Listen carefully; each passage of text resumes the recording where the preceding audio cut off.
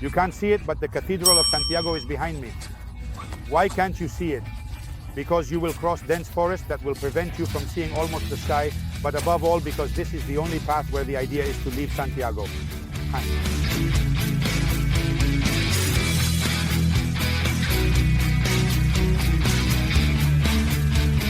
The way to Fisterra and Muxia starts at the very Plaza del Obradoiro.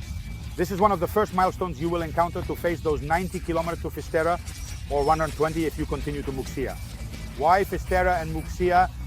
Fisterra was believed to be where the world ended, and pilgrims traveled there for centuries. A kind of pagan pilgrimage because that was where the land ended. And in Muxia, because it is a more Christian, more religious pilgrimage, there is Birche da Barca and the famous Pedra de Avalar. It is not a new route. No one invented it recently. It comes from very far away and is one of the first pilgrimages because even to a small village near Fisterra, 2001, the remains of the apostle arrived with the intention of being buried there, but it could not be. They came to Santiago de Compostela. However, people have continued for centuries, and now it is being done again. A lot to Fisterra and Muxia.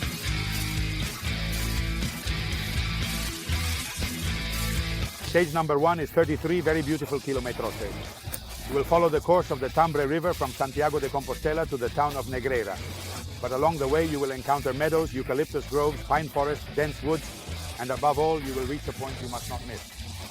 The beautiful village of Ponte Masera.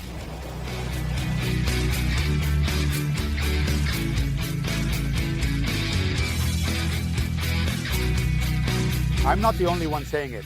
One of the most beautiful villages in Spain, Ponte Masera, and I would say in the world, because the heritage in this village is frankly one of the most beautiful you will find on any of the Camino de Santiago route. A beautiful village with a pazo, the Pazo de Baladron, the Chapel of San Blas, which I believe is from around the 18th century, sundials, coats of arms, water mills, and in addition, reach the village, you will have to cross the Tambre River via the bridge to Ponte Bella.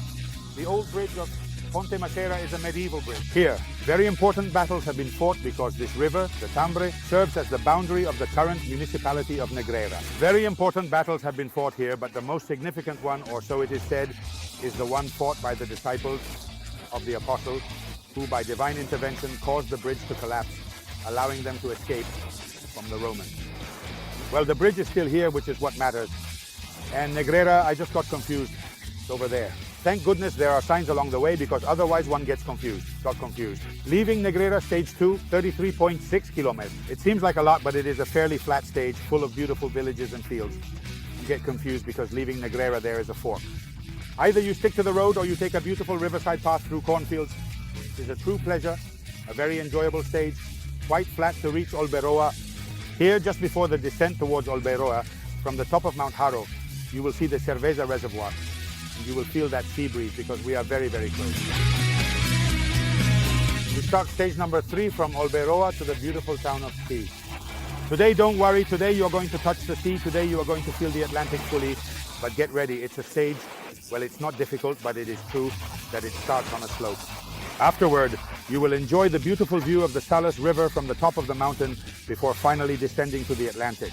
But as I tell you have to hold on a bit because this starts uphill.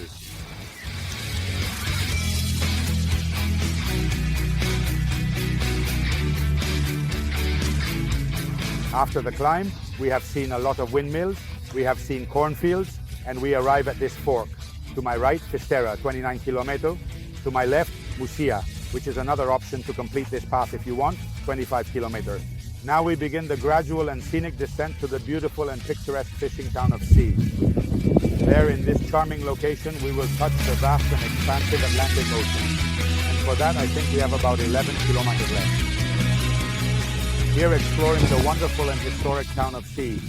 After that fantastic view of the Atlantic, you will arrive at this town where, if nothing else, believe me, you will eat very good seafood, very good fish, some of the best in Galicia, without a doubt. A little walk through the village and we are just 15, a little less kilometers from Fisterra, but that will be tomorrow.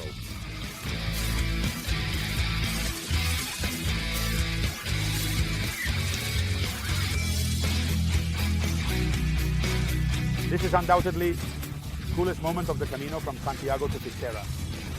Well, although I have said it before, I got my feet wet in sea as Socios, and I could have done it at Sardinero Beach, which is a little earlier. This is the final stretch to reach. Fisterra. Playa da Langostera. It's 2 or 3 kilometers of beach to enjoy walking with the backpack on your shoulder, but with very, very fresh sea.